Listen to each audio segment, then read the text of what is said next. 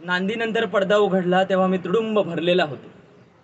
हजारो रंगीबेरंगी शब्दांनी, शरीरभर रोरावणाऱ्या असंख्य आविर्भावांनी, भीतीनी, अपेक्षांनी, आशांनी. आणि आता भरतवाक्य संपल्यानंतर समोरचं प्रेक्षालय अगदी रित झालंय. संहितेत नसलेल्या प्रयाणाची तयारी करत मीही रंगमंचावर उभा आहे, एकटा. समोरच्या प्रेक्षालयासारखाच संपूर्ण रिकाम. माझे काही शब्द प्रेक्षालयातल्या धूसर मंद प्रकाशातल्या हवेत पिंजारलेल्या कापसासारखे तरंगतायत.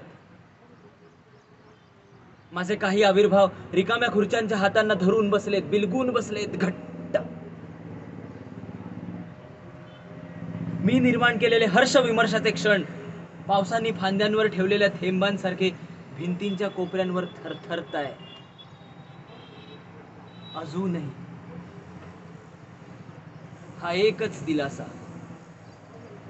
माझ्या रीतेपणाला. नाटक संपल्याची खंत आहेच, पण नाटक नव्हे, एक 3 तासांचं अर्करूपी अस्तित्व. एक 3 तासांचं अर्करूपी अस्तित्व संपलंय, पण ते संपलंय ते फक्त इथे माझ्याजवळ.